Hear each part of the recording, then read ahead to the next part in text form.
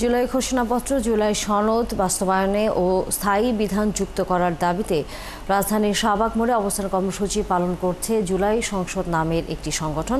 এ বিষয়ে বিস্তারিত জানাতে যুক্ত হচ্ছেন সহকর্মী সুফিয়ান ফারাবী। সুফিয়ান ফারাবী, জানাবেন জুলাই সংসদ নামে যে সংগঠন এই আন্দোলন করছেন, অবস্থান কর্মসূচি তারা নিয়েছেন, জানাবেন তাদের বক্তব্য। তানিয়া, আজকে জুলাইয়ের শেষ দিন তথা 31শে জুলাই আজকের দিনটিতে কিন্তু যেই আন্দোলনটা অনেকটাই থেমে গিয়েছিল, এই আন্দোলনটা কিন্তু আবারও গত বছর এই সময়ে আবারও বৃহৎ আকার ধারণ করে এবং জুলাই যোদ্ধা যারা আছে, যারা সেই দিনগুলোতে যেই ফ্যাসিবাদী শাসনামল ছিল, সেই শাসনামল থেকে বাংলাদেশ মানুষকে মুক্ত করতে যারা রাজপথে নেমে এসেছিল, যারা তাদের জীবনকে পরোয়া না করে তারা আসলে তাদের দেশপ্রেমের জায়গাটা থেকে তারা আসলে বুলেটের সামনে দাঁড়িয়েছিলেন, তারা আজকে আবারও তারা আসলে এখানে এসেছেন। তারা বলছেন যে যেই জুলাই সনদের যেই প্রত্যাশা রয়েছে তাদের, এইটা আজকে এই 31শে জুলাইতেও এখনও এটা দেয়া হয়নি। এটা তারা খুবই সংক্ষুব্ধ। তারা একটা কথাই বলছেন যে অন্তর্বর্তীকালীন সরকারকে দায়িত্ব দিয়েছেন, তারা অন্তর্বর্তীকালীন সরকার ক্ষমতায় এসেছে, তাদের যেই প্রত্যাশা রয়েছে প্রত্যাশিত বাংলাদেশ গড়ার ক্ষেত্রে কিন্তু তারা আসলে এখন পর্যন্ত সেটা করতে ব্যর্থ হয়েছে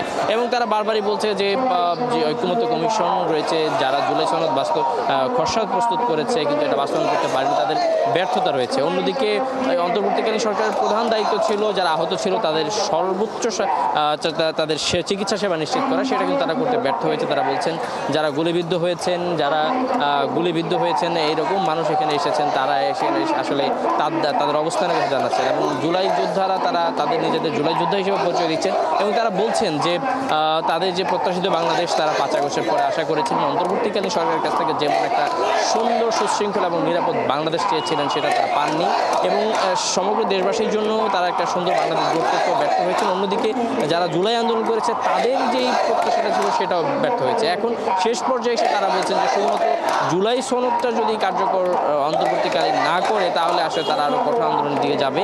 তারা এখন জবাব চাচ্ছেন যে জুলাই মাস অন্তর্বর্তীকালীন সরকার আজকের মধ্যে কেন জুলাই সনদ ঘোষণা করতে পারেনি। আমরা জানি যে জুলাই সনদ নিয়ে কিন্তু আসলে খসড়া পাঠানো হয়েছিল অন্তর্বর্তীকালীন সরকারের পক্ষ থেকে তথা ঐক্যমত্য কমিশনের পক্ষ থেকে পাঠানো হয়েছিল রাজনৈতিক দলগুলোর কাছে। সেখানে বাংলাদেশের সবচেয়ে বৃহৎ রাজনৈতিক সংগঠন বিএনপির পক্ষ থেকে কিন্তু জুলাই সনদের স্বাক্ষরের বিষয়টি আনা হয়েছিল। তবে অন্যদিকে যেই বাকি দুটি রাজনৈতিক দল রয়েছে, আরেকটি বৃহৎ সংগঠন জামাত ইসলামী এবং নতুন নবগঠিত রাজনৈতিক সংগঠন জাতীয় নাগরিক পার্টি, তারা কিন্তু এখনো জুলাই সনদের স্বাক্ষর। ধন্যবাদ সুফিয়ান ফারাবী। নিশ্চয়ই আমরা পরবর্তীতে আবারও যুক্ত হব এই বিষয়ে আরও খবর জানবার জন্য।